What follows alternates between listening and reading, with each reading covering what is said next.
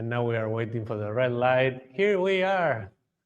Good morning, everyone, in the future, because probably no one is watching now. We are very happy to have here Namitha Suresh. Did I say it right? No, why is it coming out from that? This is the first time it happens. Is that's not mine, is it? Like it's not echo from my.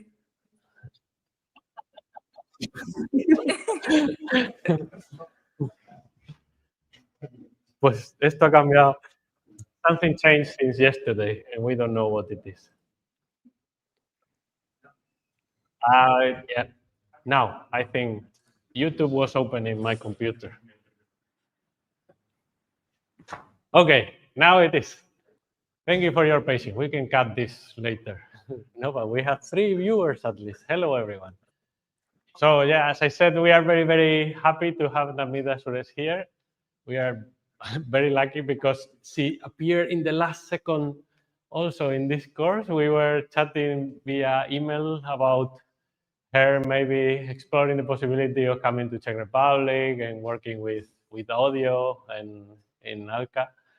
But in the process, we started, I mean, I immediately thought, wow, but this would be great. She has the perfect experience to tell us about what is it to work in a startup or a company that works with audio data to gather biodiversity. Because Namitha did her PhD, where was it? In Cornell? Yeah, I did my PhD in physics at Cornell, but I'm hearing some echo too. Is that I don't know if you guys can hear that. Is your YouTube open? Oh, yeah. I learned that 5 minutes ago. How is it now? Is it better? Hold on, let me find which tab it is.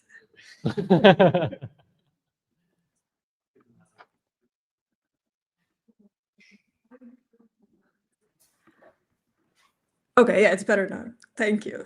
Does it work? Can you hear me well? Yeah, I can hear you. Excellent, excellent.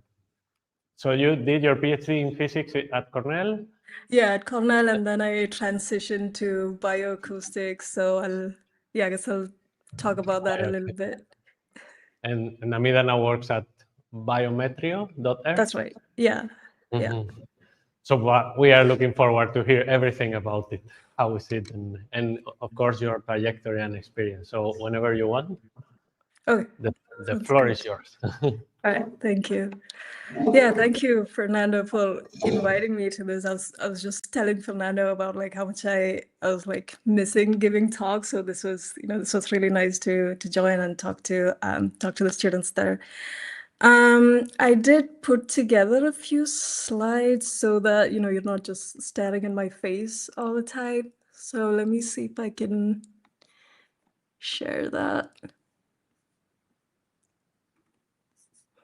Oh, it seems I have to upload it.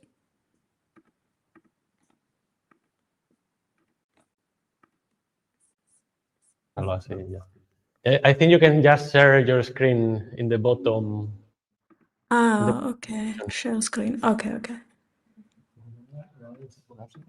Está poniendo borracha en nuestra cámara. Let's see. Can you see the presentation now? Tienes que subirla. Yep. Okay, but I guess I can't see you guys, so I'm just looking at the presentation instead. But I guess that's okay, as long as people can see it. Yeah, okay.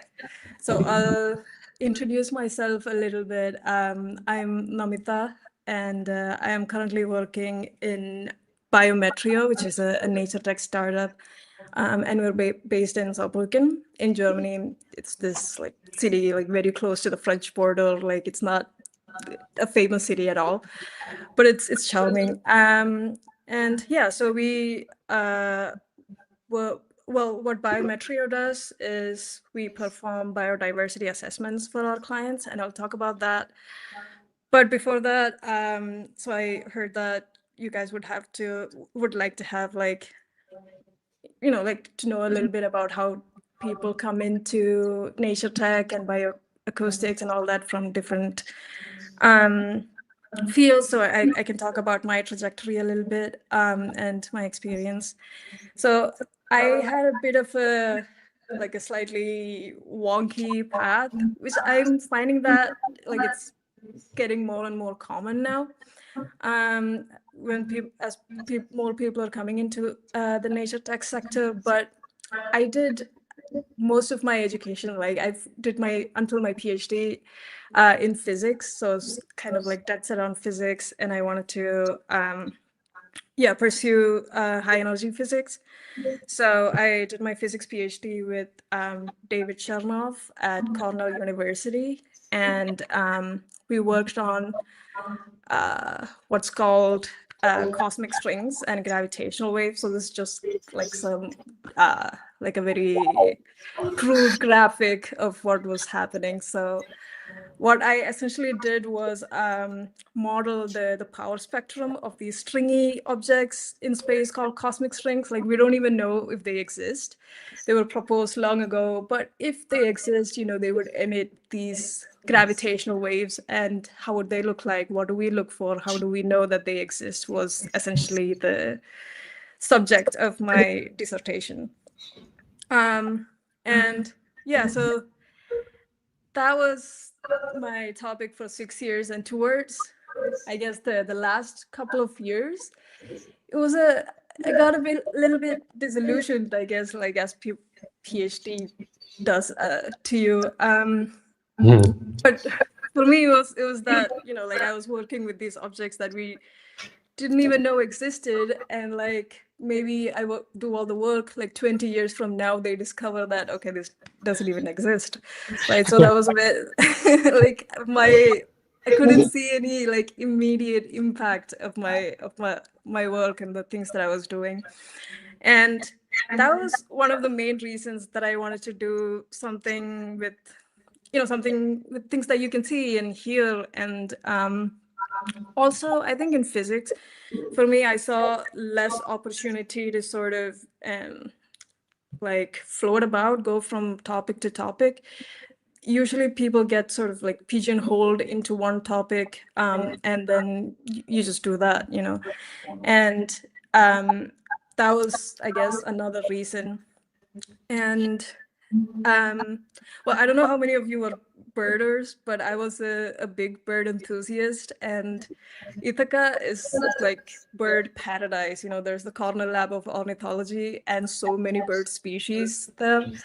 And then I slowly like got taken by the birding group as well. So all of that kind of came together. And then I was like, I want to do something in wildlife conservation or something that has an impact. You can see that, okay, I did the work and this was useful. And so that was essentially the motivation for shifting from physics. And so I reached out to the Cornell Lab of Ornithology, reached out to Holger Klink at the K. Lisa Yang Center for Conservation Bioacoustics. And it was just like a very lucky coincidence, because they've been wanting to work on a project, and yeah, they didn't have any funding for it, but I just really liked the sound of it, and to me it was very novel and new and very exciting. And so yeah, it was sort of like a I guess very serendipitous to be able to have been able to work on that. But the work that I did with Holger was making a machine learning model, or a deep learning model, because I worked with neural networks, to identify the vocalizations of these animals called dholes. And they're very curious, just very cute carnivores, but they're lovingly called dholes, but they're called the Asiatic wild dogs, and they're present in like India, Nepal, Indonesia, basically in Central and South Asia.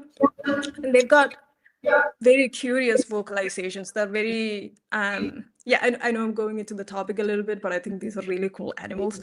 But they make these really cool vocalizations. I did put an audio in there, but I don't know if you guys will hear it. But this is like a stereotypical whistle that they use to communicate through these densely packed forests while they hunt. So they're pack animals and they want to communicate while they hunt, and they use these whistles. I'm going to try and play this, but sorry if it doesn't play.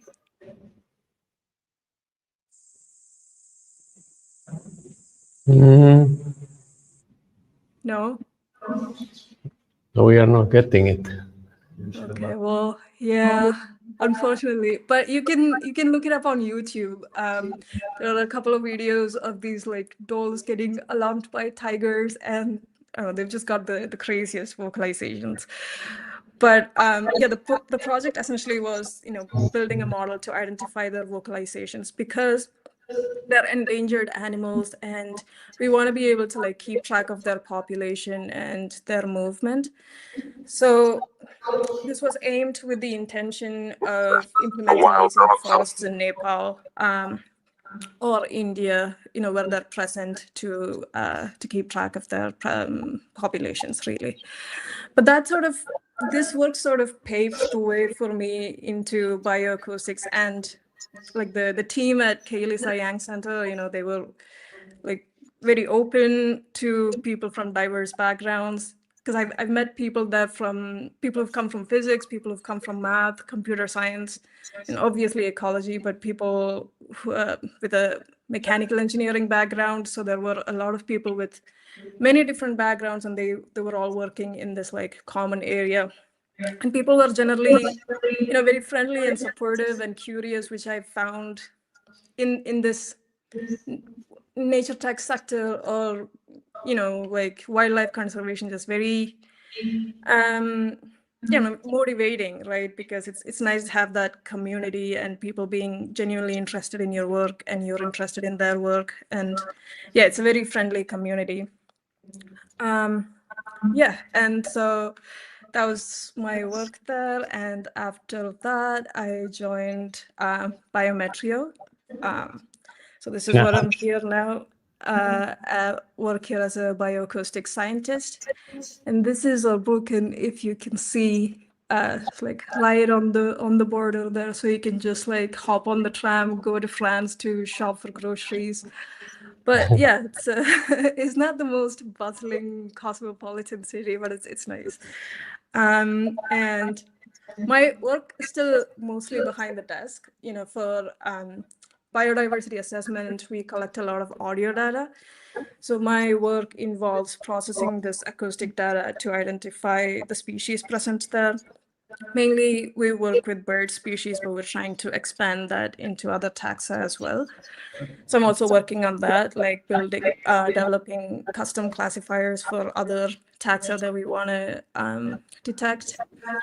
And also, our products are not like cut and dry, so it also involves working with our clients and others to sort of tailor the products to what they want, and optimizing the workflow and so on. But I've been recently getting more and more interested in just like going out into the field, because that's something that I've really missed out on. I mean, there wasn't really any field work in theoretical physics. So I've been, using all the opportunities that I get to go set up recorders and things like that. And that's been really fun. And that's something that I'm hoping to do more of as time goes on. And other than the work at Biometrio, I'm also interested in like these, there are a couple of side projects that I'm doing. I'm working with this organization called the Tropical Institute of Ecological Sciences back home in India. And we're working on a project together to build a detector or classifier to detect the vocalizations of a few endangered species of frogs in the Western Ghats. So the Western Ghats are these like extremely biodiverse area in southwest India. And there are a few endemic species of frogs there. And yeah, so those are the species that we're working with. And also, I've been on the lookout for volunteering opportunities just that I'm doing on my own time, just so that I can be out in the forest. I recently volunteered at the Osa Conservation Campus, which was just absolutely magical. We released sea turtles into the sea, and there were a lot of hummingbirds around. Yeah, it's just bird paradise. But yeah, so that's what I've done so far. And so I guess, yeah, that's my career trajectory, I guess. I think recently I'm seeing more appreciation for these, like people like doing different things, and rather than just like step after step, like a linear trajectory. And I think this is a sector that needs a lot of diverse perspectives, whether it's in like technology or whether it's like either hardware or software, or whether it's like policy and finance. You need people with different expertise but working in this sector. So I think this diversity is really appreciated here. Yeah, so I'll end talking about myself. And so next I'll talk a little bit about Biometrio and what we do, and how we, like the whole data process workflow. And I guess because today is like a technology day, I'll talk about Audiomoths, which is the device that we use to collect audio data. And yeah, so starting with Biometrio. So again, we're a Nature Tech startup. We perform biodiversity monitoring for our clients, and our clients are mainly, like NGOs or project developers. And we have like a couple of projects with national parks, some collaborations with different universities. And I think we have about 20-something projects going on all over the world. A lot in South America, in Africa, and I think there are a couple in Indonesia and in that area, some in Europe as well. And we're mainly targeting the biodiversity credit market, which I think you guys heard about yesterday. There were a few talks on that. But yeah, but also, like it depends on the project too. Like, for example, the project that we're doing with the national parks, that's just for monitoring, and also like to build classifiers and so on. So we've got like a bunch of different kinds of projects depending upon the on the client. And we use mainly 3 streams of data collection tools for this. Well, one of the main problems with this biodiversity credit market or biodiversity monitoring is, you can't really, biodiversity is very difficult to characterize, right? It's not like, if the total number of species has increased, that means biodiversity is better, but maybe a keystone species is eliminated. So how do you characterize that? So you can't really characterize this with 1 or 2 metrics, but we have at least like a few metrics that we use to start with. It doesn't give the complete picture, but it gives at least some picture, it's something to start with. So these are the metrics that we use, and for different sort of metrics, we use different sorts of tools. So for example, for metrics that involve like vegetation type, like land cover or biomass, or the connectivity of fragmentation, we use remote sensing for that. So we use satellite imagery, and then extract the remote sensing team extracts these metrics from that data. And so for that, we don't need to like send people out in the field or set up anything, right? These are open source data that we get from ESA.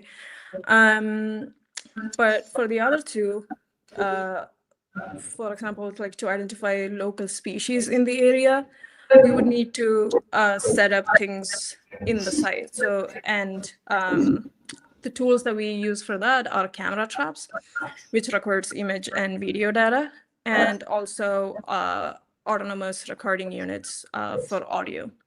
So with camera traps, we identify land mammals and bird species. And with audio, currently we identify bird species, and we're also working to expand that into bats.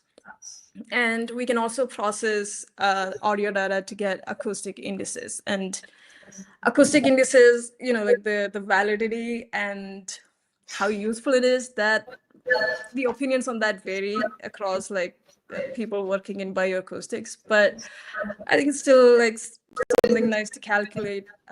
You can see if there are more humans in the area, less humans in the area, what sort of sounds are dominating your soundscape and things like that. So it's some information. It might not be like, like very correlated with biodiversity, but it's nice to have.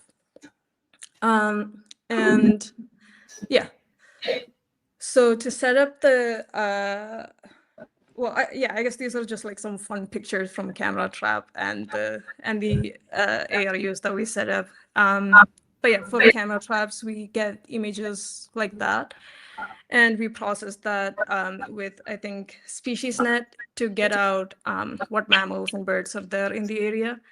And for audio, we record audio files, but what we end up processing are the spectrograms. And the spectrograms are essentially the time frequency representation of the audio file. And we run it through BirdNet or other classifiers to get the species present in the spectrogram. And this is basically the workflow for audio. You get the raw audio files and convert those into spectrograms, and then run that through a species classification algorithm to get out the species present. And like I said, we get the output of this for us would be a species list, and also the analysis of the soundscape, like the acoustic indices that we said. Yeah. And yeah, so I guess talking a little bit about how we collect data for audio. So when you work with the client, you are essentially given a project area, and from there, the spatial team identifies where exactly we can put up these acoustic recording units, right? They identify the sampling points, and these sampling points are identified based on the vegetation types and how far a point is from human activity and things like that. But once these points are identified, then the field team of the client goes and puts up these audio recorders, and we provide them the training for it. And the device that we use in Biometrio are Audiomoths, which is shown in the picture over here. And I think I also have one just lying around. Yeah, it just basically looks like that. Can you guys see this? Okay. But yeah, it basically looks like that. Has a microphone that you see inside the circle, and just records depending on a schedule that you can set up. So these are fairly, straightforward to set up. As you saw, it's like very portable. It's cheap, and there are various sampling rates available to you that you can set up. So you can use for birds, you want to use like a lower sampling rate. So we use like 48 kilohertz. But if you want to record species that vocalize at higher frequencies, then you use a higher sampling rate. And for Audiomoths, you can go up to 384 kilohertz, which is what we use for bats. And these are mostly weatherproof. You can see that they have a sturdy case, but sometimes water leaks through. Sometimes animals get to it, but that's part of the package, I guess. And Yeah, so and another nice thing about Audiomoths is that you can set up the recording schedule through an app. So there's the Audiomoth configuration app that you can use, and you can tell it, okay, you want to record it for 1 minute every 5 minutes or so. And you can set the time to, you can either record it throughout the day, or you can record from 7 a.m. to 7 p.m. So it's very customizable, the recording schedule.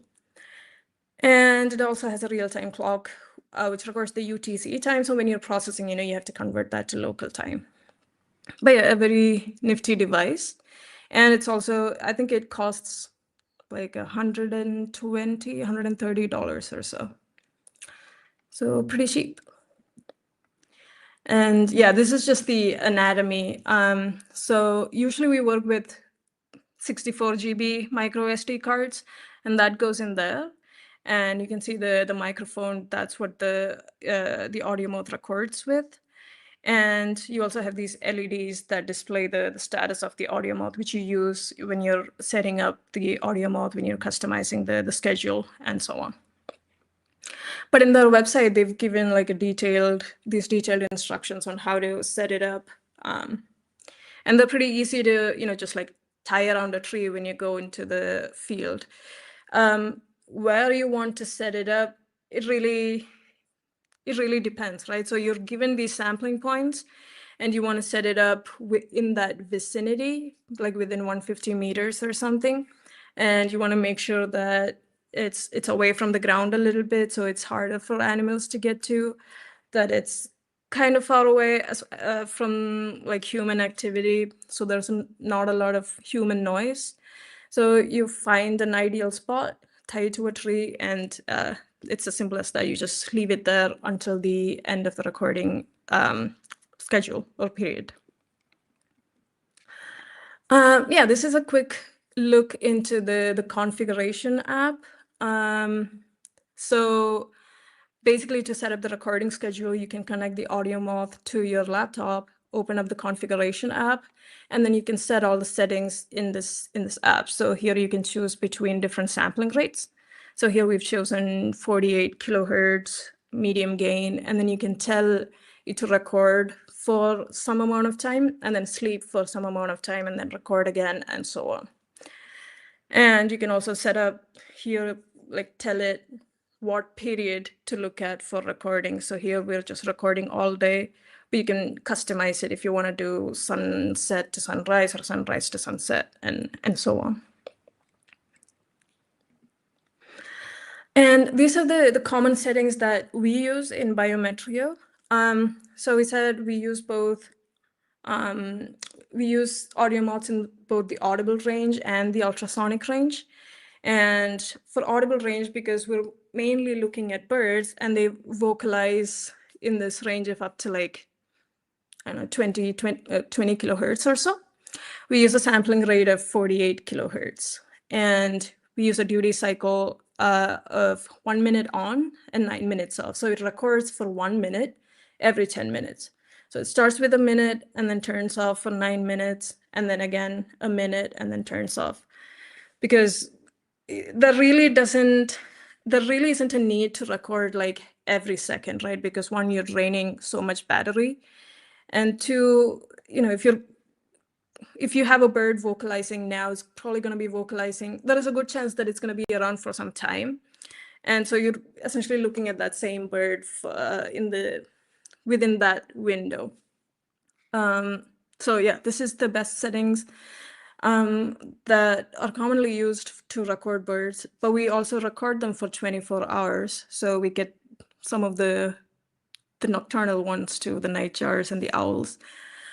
And for ultrasonic recordings, because bats vocalize at a really high frequency, we use a sampling rate of 384 kilohertz, and the duty cycle is 30 seconds every 20 minutes. So half a minute every 20 minutes. And here, this is going to give you more data because it's recording at a higher sampling rate. And so we wouldn't want as many or as much recording time. And here we set the recording period from sunset to sunrise, like 6 p.m. to 6 a.m. at the local time when bats are more active. And yeah, so this is just a few numbers on how much data we would have to deal with. So for the audible spectrum, we get like 144 daily files, which are 1 minute long and takes about 6 MB. And usually the battery life or the card lasts for 38 days. And similarly for ultrasonic devices, there are fewer daily files, but they are going to be larger because of the higher sampling rate, and so it has more information.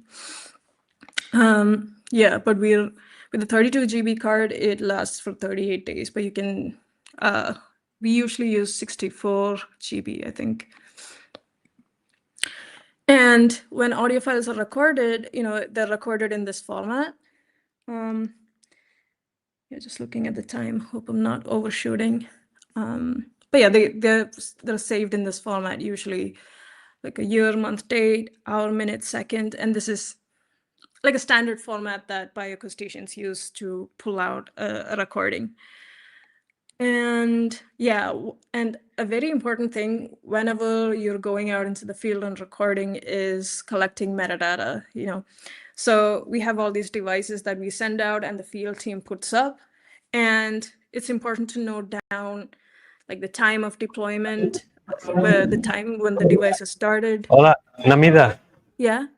Our HDMI is disconnected. Wait, sorry, just a second. Yes, hi. Yeah, you guys went silent for And some we cannot time. hear you. Now you're back.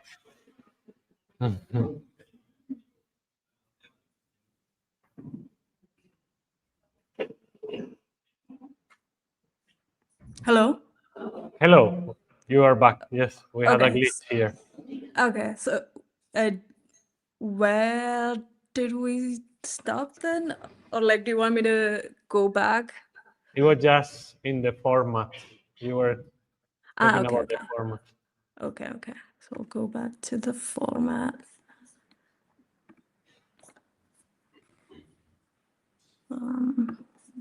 So I have to share again.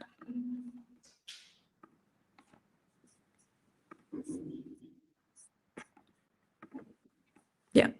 Are we back on the screen? ¿La has metido lo que comparte? Can you guys see the slide? Not yet. Oh.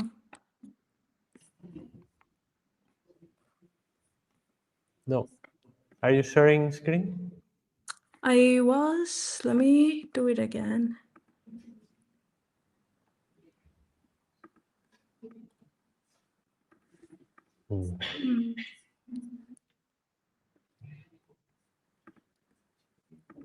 Yeah, for some reason my share screen just stopped working.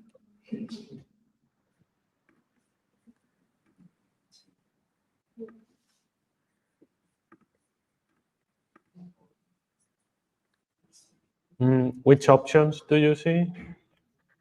Well, I see slides in PDF, video file, image file, and then share screen. And then I click on the share screen, it doesn't do anything.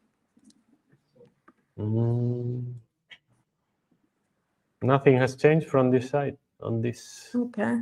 Well, maybe I can do this option of uploading the PDF file and presenting it from there. Or it...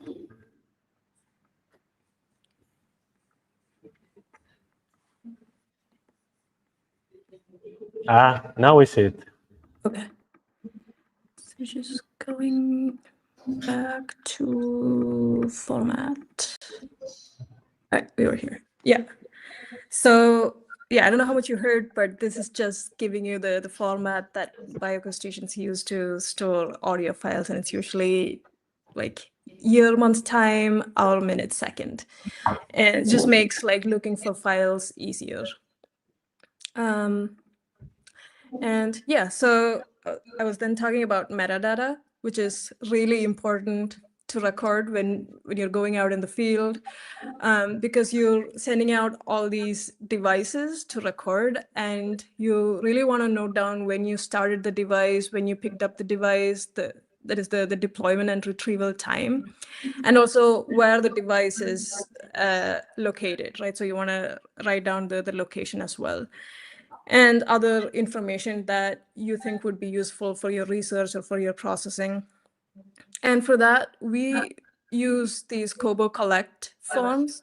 So we provide the forms to the field team, and while they go out into the field and set this up, they have to fill out these forms with the device ID, who has gone out, when they set it up, and so on. And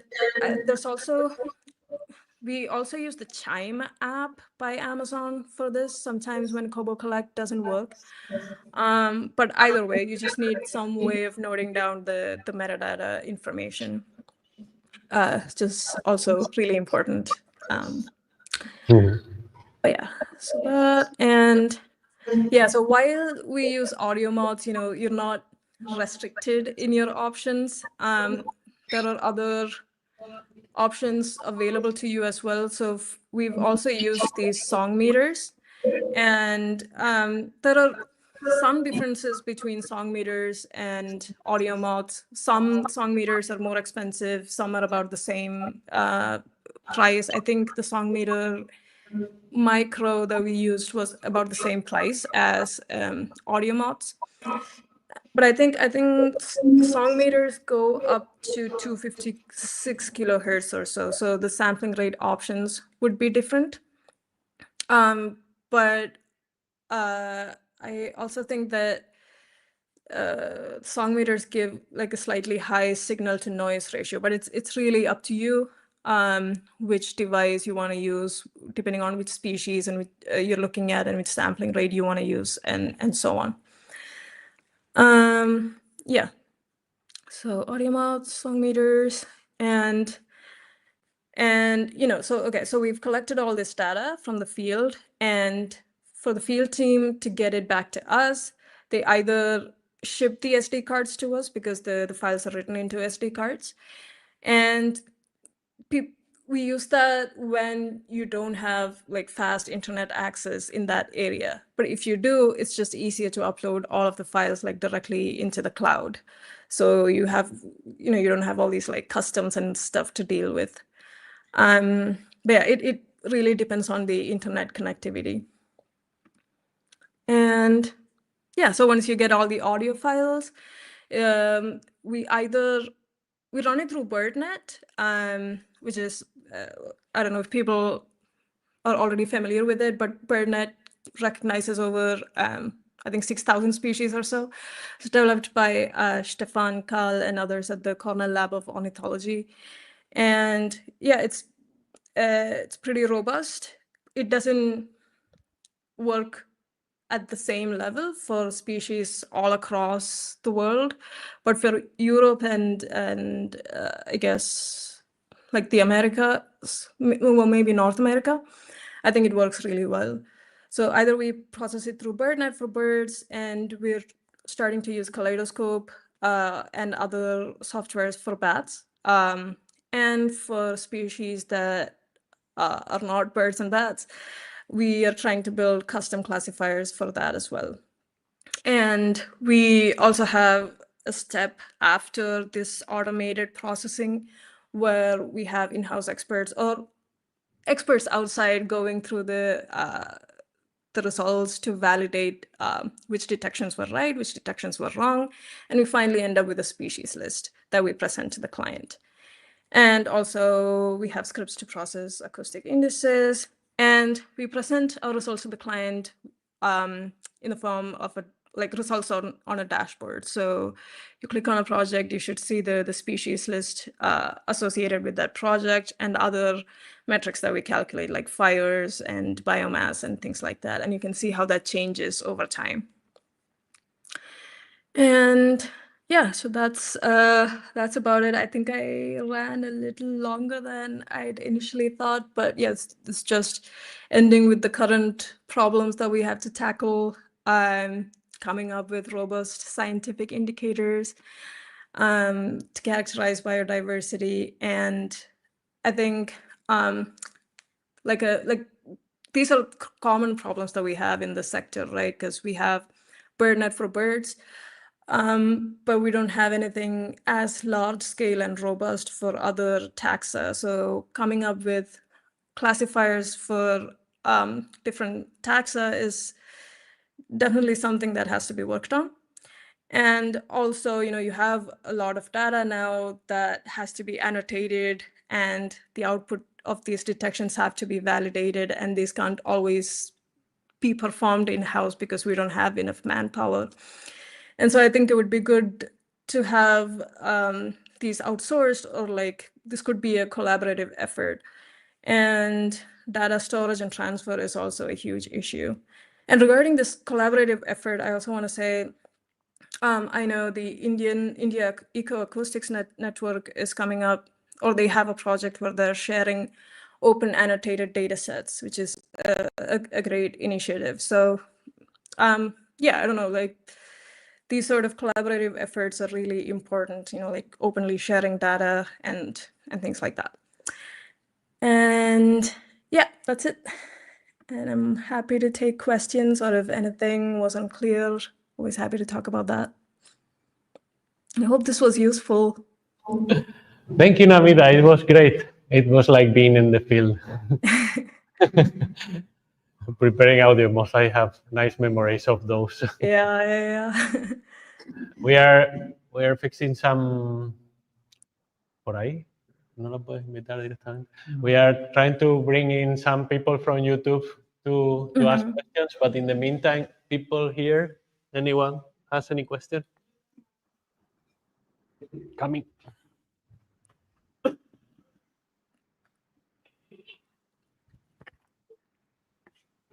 Hello, Namitha. Thank you for your Hi. speech. Was so interesting. I have a question. Do you know any application that for analyzing biodiversity or monitoring biodiversity that have enough reliability and it will be cheap or free? Because sometimes we don't have enough budget to buy all this stuff on all this technology. Yeah. So I guess you would still have to, focus on different things, because there isn't one thing that would solve all the problems, right? For audiomoths and song meters are great options, because those are the cheapest out there. And I think I'm not sure if song meters have a built-in bat classifier in there, but there are some devices that are specific for bats, they have a built-in bat detector, or they trigger when a bat is detected. So yeah, and for camera traps too, there are low-cost options, but it's hard to say that, okay, this one thing will solve all your problems, right? Because you really have to define what exactly you're looking for, and then do that with the budget you have available. So you have a few options available. You just have to put them together. Did that answer your question? Yeah, thank you. Okay. Si entra, métela. Another. Here we go. Ponlas a todas juntas. Que deje de compartir pantalla. Que deje. Oh, I can't hear you. No, not yet.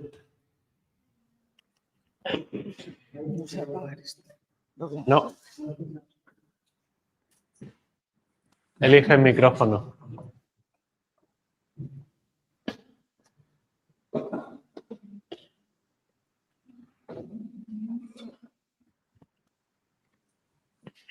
No. No sé, y ahí no sale nada, ¿no? Your mic is open. I think it has to be on your side.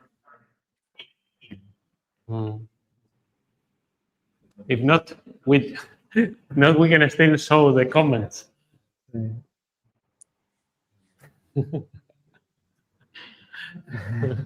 But at least you are there. Okay, I see. Display crossovers in cricket.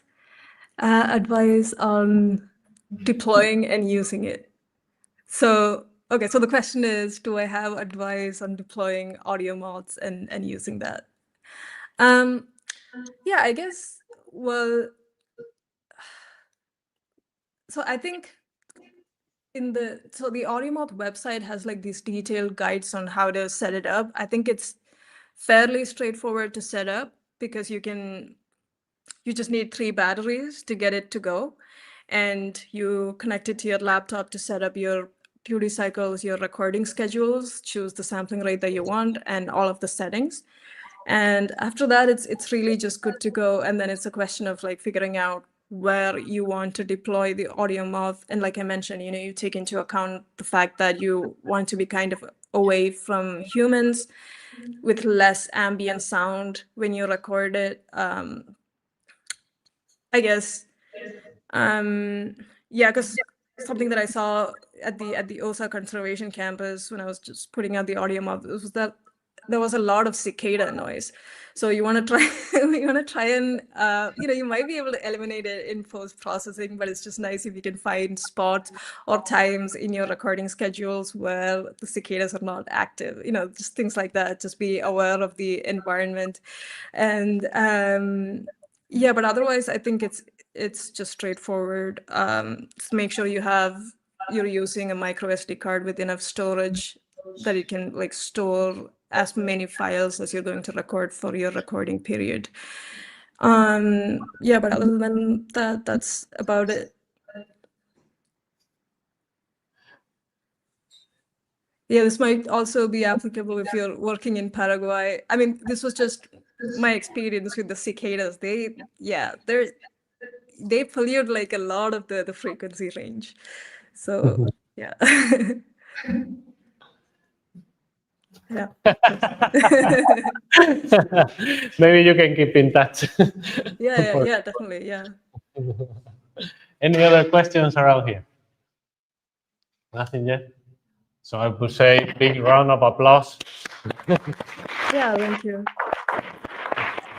And I'm also happy to talk to any of you if you want to reach out to me either on LinkedIn or through email. Happy to talk about bioacoustics or career paths or whatever. Wonderful, wonderful. Thank you, Namitha. Yeah, thank you, Fernando. You, as I told all the other speakers, that you are free to stay in the backstage and attend all the talks you want and chip in when you want. But also, I mean, I know you are busy. Yeah, I'm still on work time. But yet again, thank you very much, and we will be connecting. Yes, definitely. Thank you. Okay. Thank you, everyone watching. We will come back shortly after some coffee.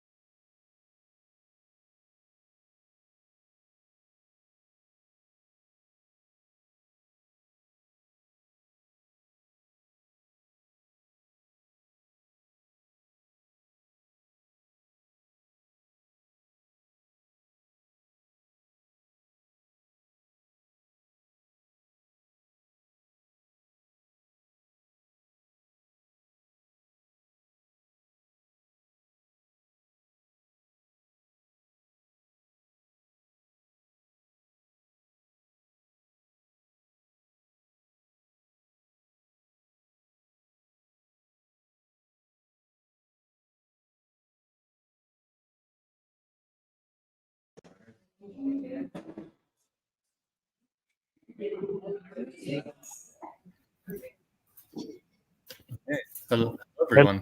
Hello, Cameron, can you hear me? Yes. Hey, Fernando, you can hear me? Yep. We are just coming back from the coffee break. Yeah. Excellent. I will hurt the people in. Great. And can my slides visible? Or how do I... Ah, yeah, perfect. There you go. Excellent. Very good. Okay, just let me know when I should start. But yeah, looks like you've organized a great program. Thank you for coming. Yeah. Yes, I think we are live. Everything is working. So yeah, officially, thank you, Cameron, for coming. This is a great opportunity for all of us, and an excellent chance that we hope to make good use of. Yeah. Well, thanks so much for inviting me. It's a real pleasure. Yeah, then I guess I'll begin. I'll quickly introduce myself. So yeah, my name's Cameron. I'm with Inverto Earth. I'm one of the founders, and perhaps just to briefly introduce us and what we do. Yeah, one of our goals is really to, like I guess so many people, we really just want to restore the nature that we've lost essentially. And what we do at Inverto, we kind of focus on a few different things, more technical approach. So, and we're focused purely in intertidal ecosystems, specifically mangroves, is where we're been working almost exclusively. So what we essentially offer to project developers and different groups is, some level of site assessment, so assessing where would make the most sense to plant specifically mangrove species. We provide some automated solutions to enable planting at larger scales or in difficult to reach areas, so like this drone planting solution. And then we also work on solutions for monitoring these ecosystems, typically using drones and drone collected imagery. So in some cases, that's using also LiDAR or multispectral imagery, or even just standard camera imagery. Maybe to give a brief background of how it all kind of started, I guess, as well. This is a slide I've just taken from one of the first presentations we did when we were just starting the company. So I met my co-founder Jörg when we were both working at this NGO called We Robotics, where we did a range of different kind of drone applications for different things. And the one that we were mainly working actually on was releasing mosquitoes from a drone. So these were releasing mosquitoes that carry a bacteria called Wolbachia that prevents the spread of dengue and a few other diseases. And to spread them, you want to do it in an aerial way, makes a lot of sense. So that's why we were building these types of systems to release mosquitoes from drones. While we were doing things like this, we also were involved in other projects looking at dropping other things from drones. And my co-founder Jörg and I thought, well, it would be really cool if we could use this to really restore ecosystems in the environment. That's something that we were always really passionate about. So we kind of thought, it's easy. You can just kind of start a company. And starting the company, starting is kind of easy, but keeping it going and actually working out what you're doing, that's never straightforward. So we've been on a bit of a windy road, but this is kind of how we began, I guess. And maybe even to go a bit more into it. So at the beginning, we were seeing a couple of these other startups that do things like drone planting and stuff. When we thought, okay, people can just pay you to plant trees with a drone, and it's never quite that easy. Unfortunately, there's not a lot of people paying to plant trees. There really needs to be more, and needs to be a lot more money going to the restoration of ecosystems. But the challenge is, finding these financial mechanisms or products that meet a market need that enable this restoration. And that's something I think a lot of people are trying to work out. And that's, I would say, the hardest bit in starting a startup in this space, I guess. A bit maybe more towards our technology and what we're really working on. Oh, yeah. No, I was just getting ready in case. Okay. No problems. But so that's a bit from where we began. And yeah, of course, yeah, restoring a mangrove forest, it's a lot more than just planting. Planting is almost the easiest part, but it's a bit that looks the coolest on videos and has the cool photos. So it's something we always show a lot on our website and things like this. And especially when you have a cool drone planting system, you can get a lot of attention, which is always nice. But to be clear, most restoration projects, the first challenge is, okay, getting some kind of funding. And then you need to, the bigger thing to ensure the success of a planting project is making sure you're planting in the right place. And that's probably the biggest challenge to most mangrove restoration projects. I think in the order of, depending on how you measure it, up to 80% of projects actually kind of have unsuccessful planting, mainly due to this site selection. So this is something, there's so many more other steps to it other than just the planting. But when you're looking at just the planting and you need to reach hard to reach areas or things like this, these drone planting solutions can make sense, or when you need to go extremely fast. And then we have two kind of approaches, one that we've used in Pakistan and in the UAE, which is just spreading the seeds of the raw propagals. And this is specifically Avicennia marina. So they have a kind of, they're not the mangroves with the long propagals, so the Rhizophora species. These are kind of more bean-shaped propagals. So those can be spread easily. And then the other thing we have is we call it a dart shooting system, where we have essentially these seed darts, where we're able to put the mangrove propagal inside, encase it essentially in agar, which helps it grow, keeps it moist during the drier periods in between tides. And importantly, it anchors the propagal in place and protects it from light to moderate wave energy, which can improve success rates. And this doesn't have to be planted with a drone as well. You can plant it, hand plant it by hand, and it will improve yield versus a direct propagal seeding approach. And this is something we're still testing. We have initial tests of this in Indonesia, which are looking promising, but we need to do further tests with the more robust study design and things to really have the concrete data around this, and also in different environments as well. The other stuff we're doing on the monitoring side of things, and this is probably more important in the long run as well, is essentially capturing data, aerial data at large scales using drones. Where drones fit in compared to ground sample data and satellite data is, you capture a lot more area than you can sample with ground sampling, but it's more expensive than satellite data, for example. But you get a resolution that's 10 times higher than what you could get with even the expensive satellite data.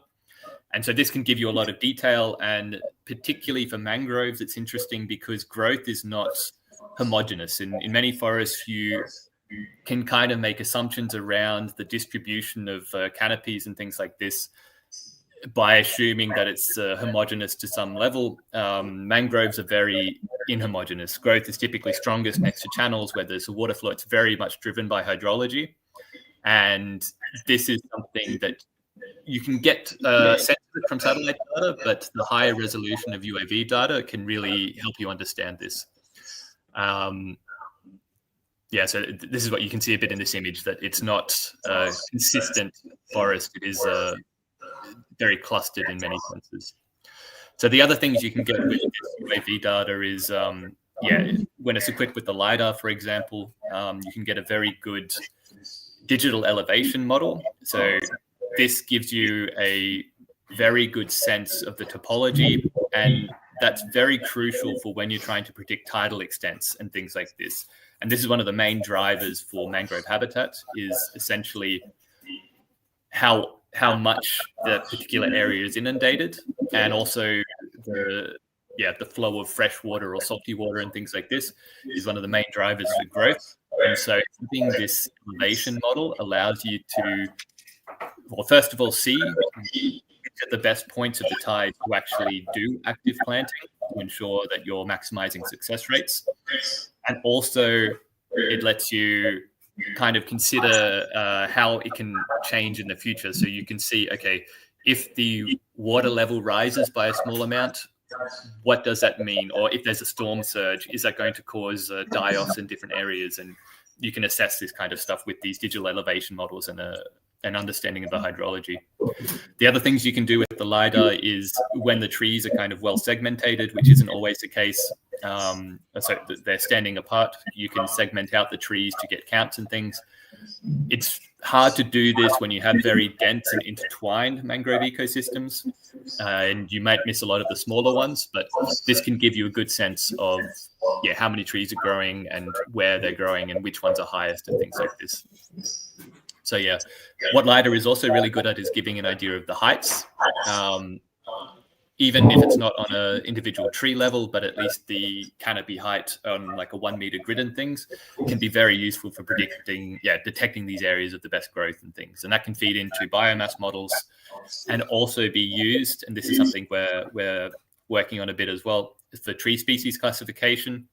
In these mangrove ecosystems, it's, let's say, a bit of an easier area to work with for the tree species classification, because in many areas, it's not as a diverse a forest as what you would get in a tropical rainforest. You may have 2 to, in the most diverse Indonesian ecosystems, up to maybe 11 species of tree, but typically you'll have 1 to maybe 5 species. And so it's a bit easier for classifying them from this aerial data. As I mentioned, the topology and hydrology is very crucial for planning and also making predictions around the risk. And I guess to give a bit more of a concrete example of where we've been working. So this data that we've collected with the LiDAR, that's mainly from a mangrove project in Pakistan, which is actually the largest carbon-based, the largest mangrove restoration project in the world, and it's funded by voluntary carbon credits, essentially. It's about, the total area is about 600,000 hectares and around about 100 to 50,000 hectares that's being actively planted, and they're looking to expand it. And so this is where these methods for data collection at these types of scales can really make sense. For smaller projects, ground sampling may be the most economical approach, but when it reaches a certain size, then you really need this high resolution aerial data. Where we've been testing the seed darts and the planting method. So again, the dropping systems we've been using for this project in Pakistan, but also in the UAE, where the government, for example, in the UAE, also Saudi Arabia, has targets of planting around about 100 million trees. And they said by 2030, but time is ticking. We'll see how well that goes. It's very ambitious, but they are actually funding projects to enable this restoration. I think, like many things there, it's very ambitious, but it's a very admirable goal, and anything towards that, I think, is always good. And we've also been testing them in Indonesia with a partner university there. And so this is an area that we've been testing out some different planting approaches, and we can see a bit of a growth there. Actually, it's a bit harder to see on the right because a lot of that's algae, a lot of that greenness. I think we have a better photo that shows the growth, but I guess a couple of other examples of where we've been doing. So we've been working mainly on 2 different things: is the data analysis and the planting. Another area where we've been doing some analysis of aerial imagery is also in Senegal, mainly using just RGB, so the kind of imagery you can collect with the cheapest drone, like a camera drone, but using that to just segment out and count how many small saplings are growing and things like this. But I guess these are the main bits of the presentation, and I hope it gives a bit of an impression of what you can do with this type of like drone technology and things like this. If anyone has any questions or anything, please jump in. Yeah, thousands. Thank you so much, Cameron. I don't know if anyone has any question. If not, I can jump in. Okay. One that comes to mind is, for example, the Dart system. How many of those big propagules can you hold in one drone? How many can you shoot? So the darts. Yeah, actually, I don't have one on the table here. There's a couple behind me, but they're only about this big. So typically, the seeds that we're planting with that aren't the big propagals. Oh, thanks. So yeah, here we go. Here's one with the wax inside and a fake propagal. So this is typically how they look. And in the smaller system we have, we can fit around 120, 150 or so. And wow. Yeah, but that's still not enough. With that number, it's not quite operationally feasible to do large areas. So we have a larger system that we're working on now that uses an agricultural drone. To be clear, we're not building the drones. We're just using off-the-shelf agricultural systems from DJI and things. And the larger system will be carrying around 1,000 to 1,200 darts. Wow. And shooting at around 1 per second. And yeah, with a minimal spacing of about 1 per meter, but typically 1 per 2 to 3 meters, depending on the density. Yeah. Epic. And can you swap the systems in the same drone, or do you need different drones? So the smaller system fits on a smaller drone, the bigger system fits on a larger drone. But on the larger drone, yeah, you can put on different. It's actually built for either chemical spraying for agriculture or for spreading fertilizers and things. And we just, you can adapt the payload on it, and we just put on a different payload on it. So that's also an advantage of this approach is, typically these drone systems are quite expensive and you want to use them as much as possible. If it's a system that you buy that sits there being unused for 11 months of the year, it's not very economical. But if it's something that you can use for a range of different applications, then it can make a lot more sense. So that's a bit our approach with that. That's awesome. Yes. And I don't know if anyone has one. If not, I continue. I hope I wasn't talking too fast as well. We just. I was thinking about the regions you are helping to restore. Yeah. Do you know, or why was it degraded in the first place? Yeah, so there's a range of reasons. So in Indonesia, where probably the largest areas of mangrove loss have been in the last 50 to 60 years, it's been driven a lot by the rapid expansion of aquaculture. So fish ponds, shrimp ponds, things like this is probably one of the biggest drivers globally for the loss of mangrove ecosystems. In Australia, for example, we haven't worked directly there, but a lot of it's driven by coastal development. So actually the town I grew up in has a lot of canals and things like this. And, everyone wants to live next to a river.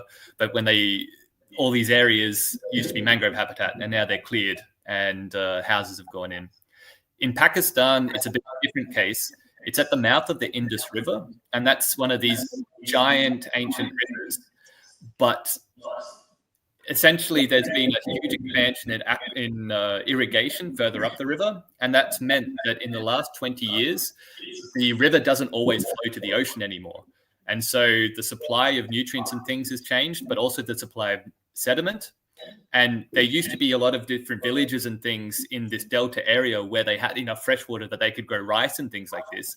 But now, because of there's so much water taken out of the river further up, the whole delta environment has changed, and it's become a lot saltier. People can't farm there anymore. People are moving away, but now it's essentially becoming mangrove habitat. So it's all human driven, but it's this change of habitats. In some cases, it's the loss where it's been directly cleared, and then now people want to bring the mangroves back. But in other cases, it's the ecosystem itself has changed, and it's no longer a freshwater ecosystem. It's now become saltier, and so the trees that used to be able to live there can't anymore, and now it's becoming a mangrove habitat.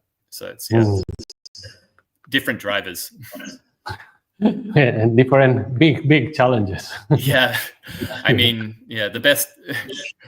That's the thing with working these kind of businesses, right? Like, if your business is extremely successful, like the goal is that you won't need it anymore. If the mangrove restoration is successful, then it's done. We won't have a business. Problem solved. Next one. Yeah, but I don't think. I'm not sure if that's going to happen in my lifetime. I think you have enough avenues to continue. Enough problems to solve. Yeah.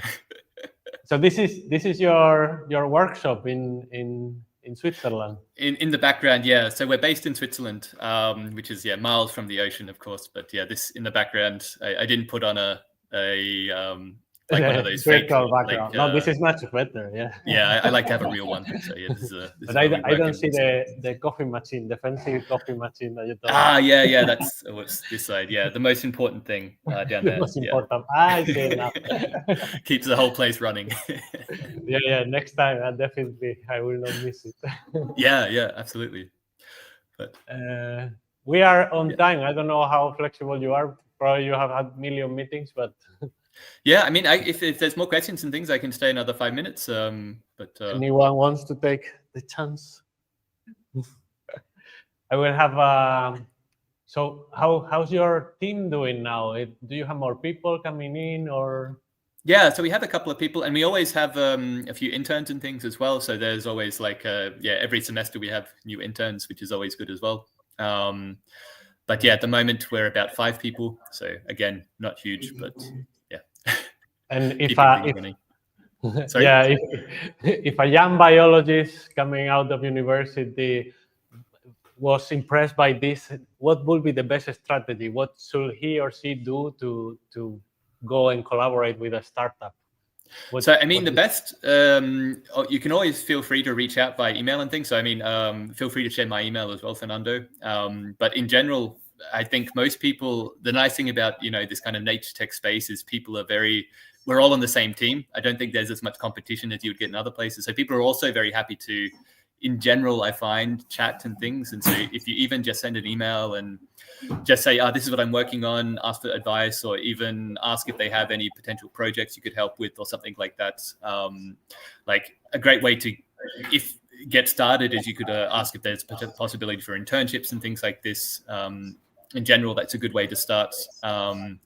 Or even, if you have your own ideas, it's also always good. If you look around, can be some, I know mostly the ones in Switzerland, but there's a couple of programs that are specifically to help people at universities to begin startups, either with research that they're doing at university or things that they're doing on the side. And those can be a good way because you get kind of free business training in some cases, like, just a few days course and things, but that can help you understand it, get a start without too much invested as well. So you don't need to quit a job, or like these are things you can do in the evening as well to get a better understanding and decide if you want to do this. So I think, there's 2 different avenues if you want to try and start something yourself or join an existing startup and things, but always reaching out and talking to, the key thing is always networking as well. The more people you talk to, the more interesting conversations you have. You never know where it'll lead. So it's clear. And if just the last one, if you have to choose 2 or 3 abilities to train, like technical or social, which ones would you choose?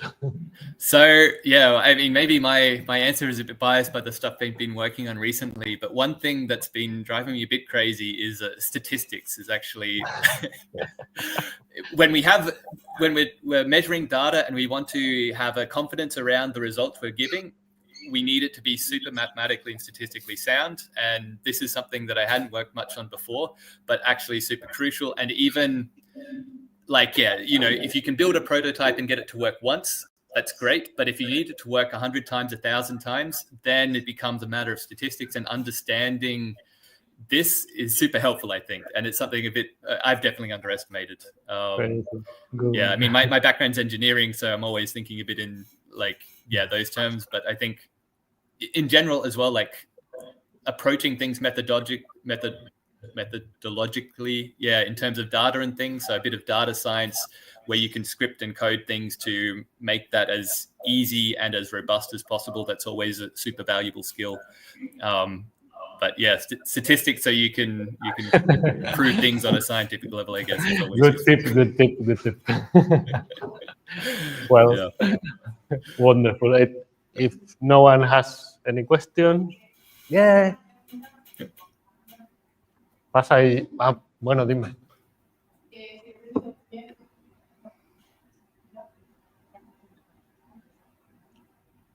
The question was if the system, the plant tool is already germinated. Yeah. So with mangroves, it's interesting. The propagules, they're not technically seeds, so they actually germinate already on the tree before they drop. So that's also why mangroves, it's a bit important. Once a propagal falls from the trees, so talking of Avicennia marina, this typical one, but it's also the same for Rhizophora, it's just waiting and ready to root. So they're only viable for about 2 weeks even, and they'll typically float until they find a good location. But the seeds are already germinated. They're already living plants and essentially just waiting for the right conditions to root down, and they can root down within a matter of days once they reach a stable bit of sand. And so that's, on one hand, it makes things a bit more easy in that, if you just drop a bunch of propagals in the water, they will generally float, and if the conditions are right, they will start to grow. But it also means that once it falls off the tree, the clock is ticking. The seed is living. It needs to find the right conditions to grow. But,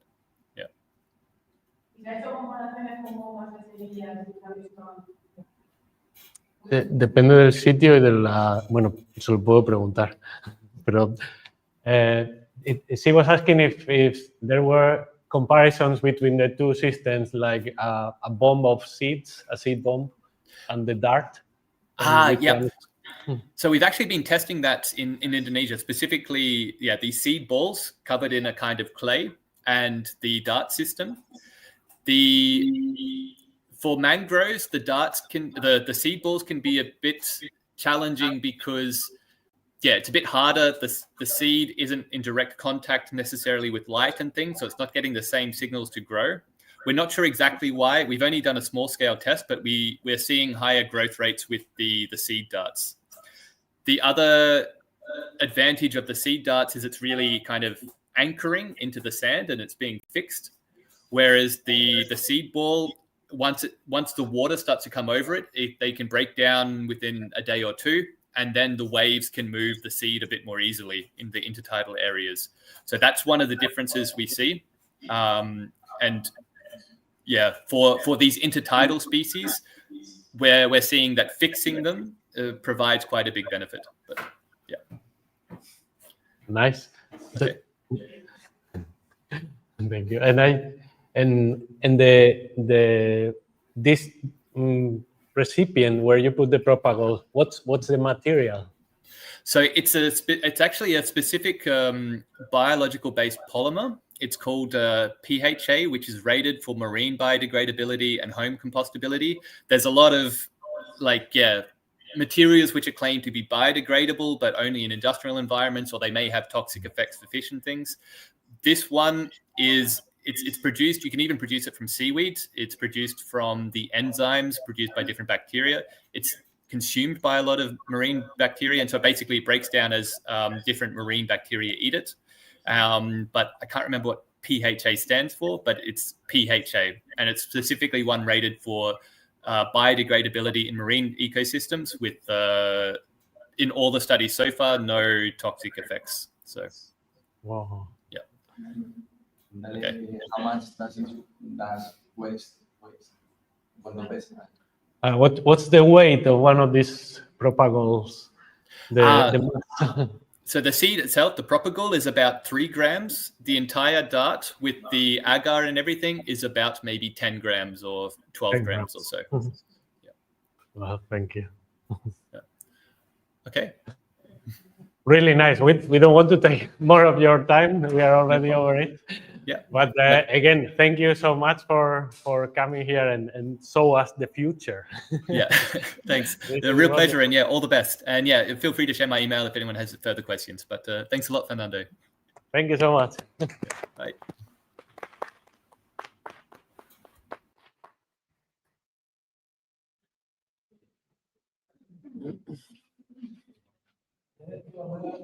Sí, traer aquí a Mara. Ahí. No, ahí no. Aquí. Claro.